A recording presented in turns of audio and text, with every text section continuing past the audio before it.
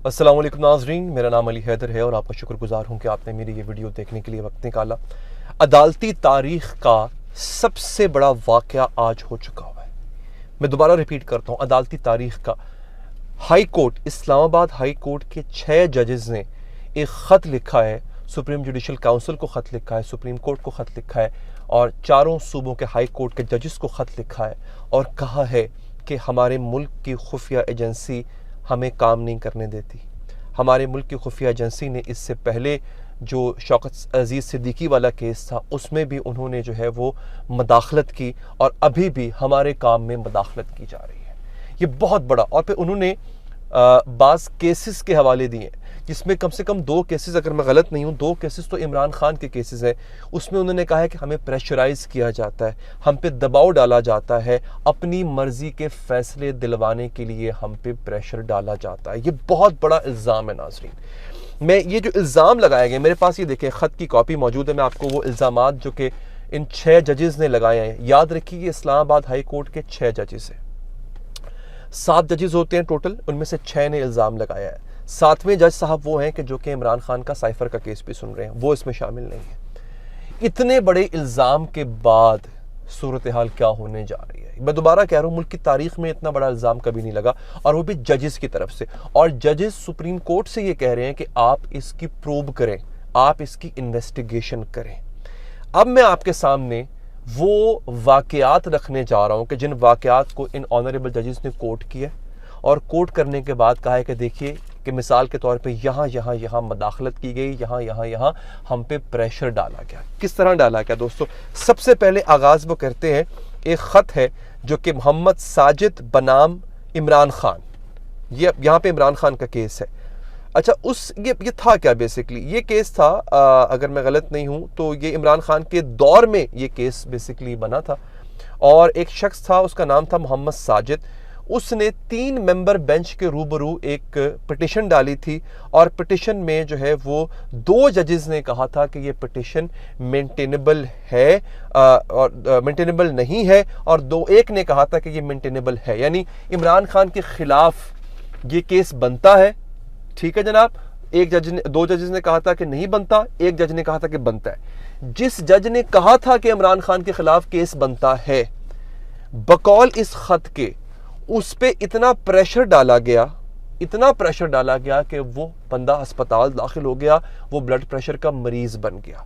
किसकी तरफ से डाला गया? यहाँ पे इल्ज़ाम लगाया गया है, खुफिया एजेंसी की तरफ से डाला गया। ये केस क्या था कि टीरियन वाइट जो इमरान खान की मुबैना बेटी है, उसको इमरान खान ने अपने कागजात नामजदगी में शामिल नहीं किया। ये एक मिसाल है। अच्छा, उसके बाद जनाब एक और जज साहब है जिन्होंने बताया है कि उनके बरादर निस्बत यानी कि उनके ब्रदर इन लॉ को अगवा किया गया। ये मैं आपके सामने, बल्कि शायद मेरे पास वो इस वक्त पूरा उसका एक उसका मतन जो है वो मेरे पास मौजूद होगा। अच्छा जनाब, हाँ जी, इन मई 2023, मई 2023 की बात है, the brother in law of a जज of Islamabad high court, Islamabad high court के जज का साला ब्रदर इन लॉ, उनको मुसल्ला लोगों ने अगवा किया और वो उसी रात वापस तो आ गया 24 घंटों के अंदर अंदर। लेकिन उसने ये बताया कि उसको जिन लोगों ने अगवा किया था वो खुद को खुफिया एजेंसी के एहलकार बता रहे थे और उसके बाद जो है उन्होंने उसको अगवा करने के बाद बकौल उस शख्स के उसको टॉर्चर किया, उसको जो है वो इलेक्ट्रिक शॉक्स यानी उसको बिजली के झटके दिए गए। He was also forced to record a video on the instruction of his abductors and tortured into making false allegations. उसकी वीडियो रिकॉर्ड की गई ज़बरदस्ती और उसको तशद्दुद करके उससे गलत एलिगेशंस उगलवाए गए। Subsequently, a complaint was filed against the judge of Islamabad High Court before the Supreme Judicial Council, accompanied by an orchestrated media campaign to bring pressure to bear upon the judge to resign. फिर bill आखिर उन इल्ज़ामात की बुनियाद पे जो कि उसके बिरादरी निस्बती से कहलवाए गए थे ज़बरदस्ती, उस बुनियाद पर उन जज साहब के खिलाफ इंक्वायरी हुई, मीडिया कैंपेन चली और फिर उनको मजबूर कर दिया गया कि वो अपना इस्तीफ़ा दे दें। अच्छा, एक और जनाब 3/5/2023 को इस्लामाबाद हाई कोर्ट इंस्पेक्शन जज for District East Islamabad reported to Chief Justice of Islamabad High Court that judges of the district court were facing intimidation. At least one additional district and session judge has been threatened and crackers were thrown into his house. एक जज ने Islamabad high court के chief justice को लिखा, बताया कि हमारे जजेस को यानी डिस्ट्रिक्ट एंड सेशन कोर्ट के जजेस को धमकियां दी जा रही हैं। यहां तक कि एक जज के घर के अंदर जो है वो क्रैकर फेंका गया उसको डराने के लिए। The matter was also discussed in the presence of all जजेस of Islamabad high court in the tea room. अच्छा, फिर आगे बेशुमार है। एक और जज ने लेटर लिखा जनाब कि हमारे जो बेडरूम के कमरे हैं उसके बल्ब के अंदर कैमरे लगे हुए थे और यूएसबी डिवाइस जो है वो लगी हुई थी। यहाँ पे द जजेस of the Islamabad high court sent a letter to chief justice of Islamabad high court recording incidences of operatives of the ISI seeking to interfere with judicial matters and requested that appropriate contempt proceedings be initiated।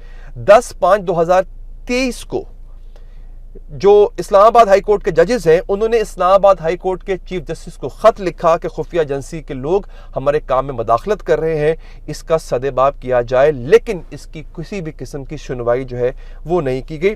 आगे बेमिसाल नाज़रीन मिसालें हैं। Drawing room के अंदर जो है वो वीडियो और ऑडियो रिकॉर्डिंग हो रही थी, ट्रांसमिटिंग डिवाइसेस लगाए गए थे। एक दफ़ा कहते हैं कि हम बैठे हुए थे जजेस कमरे में तो हमने बल्ब ख़राब हो गया, बल्ब चेंज करने की कोशिश की तो पता चला कि उस बल्ब के अंदर जो है वो कैमरा लगा हुआ है और रिकॉर्डिंग डिवाइस लगी हुई है। इस तरह के जो है वो इन्होंने, और ये बेशुमार है, मैं अगर बोलता जाऊंगा तो वीडियो बहुत लंबी हो जाएगी। ये इल्जामात लगाने के बाद इन ऑनरेबल जजेस ने, जिनमें अल्लाह भला करे जस्टिस मोहसिन अख्तर कियानी शामिल हैं, जस्टिस तारिक महमूद जहांगीरी शामिल हैं, जस्टिस बाबर सत्तार शामिल हैं, जस्टिस सरदार एजाज इसहाक खान शामिल हैं, जस्टिस अरबाब मोहम्मद ताहिर, जस्टिस समन रिफत इम्तियाज इसमें शामिल हैं। इन 6 जजेस ने यह भी कहा है कि हमें ये नहीं पता कि ये इल्जामात हमने साबित कैसे करने हैं। और फिर इन्होंने कहा है कि सुप्रीम कोर्ट और सुप्रीम जुडिशल काउंसिल इस मामले में हमारी रहनुमाई करे, एक कन्वेंशन बुलाया जाए और उस कन्वेंशन के अंदर बैठ के इस बात का फैसला किया जाए कि इन इल्जामात को साबित किस तरह किया जाना है। ये एक बहुत बड़ा इल्ज़ाम है। सवाल यहाँ पे ये पैदा होता है वाकई कि ये इल्ज़ामात साबित कैसे होंगे। अगर ये इल्ज़ामात साबित नहीं होते तो इतना बड़ा इल्ज़ाम लगाने पर इन जजेस के खिलाफ क्या कोई कार्रवाई होगी या फिर क्या सूरत हाल निकलेगी। और यहाँ पे जस्टिस शौकत सिद्दीकी जो हैं उनके बारे में भी जो पहला पैराग्राफ था वो यही था कि हम जस्टिस शौकत सिद्दीकी के लगाए गए इल्ज़ामात को सपोर्ट करते हैं। और जस्टिस शौकत सिद्दीकी के इल्ज़ामात क्या थे आपको याद होगा, उन्होंने एक तकरीर की थी और उन्होंने भी खुफिया एजेंसी के एहलकारों पर इल्ज़ाम लगाया था कि वो हमारे जुडिशल प्रोसेस के अंदर मदाखलत करते हैं, हम पे दबाव डालते हैं, हमें प्रेशराइज करते हैं। ये इल्ज़ामात बहुत बड़े हैं। मेरा बीइंग अ रिपोर्टर काम था कि आप तक मैं रिपोर्ट पहुंचा दूं, किसी किस्म का इसमें मैं तबसरा नहीं करूंगा क्योंकि इसमें हमारे इदारों की जो साख है, उनकी जो सैंक्टिटी है वो इन्वॉल्व है। जुडिशरी भी एक बहुत मुकद्दम इदारा है, हमारी खुफिया एजेंसी भी एक बहुत ही मजबूत और बहुत ही अहम इदारा है हमारे मुल्क के लिए।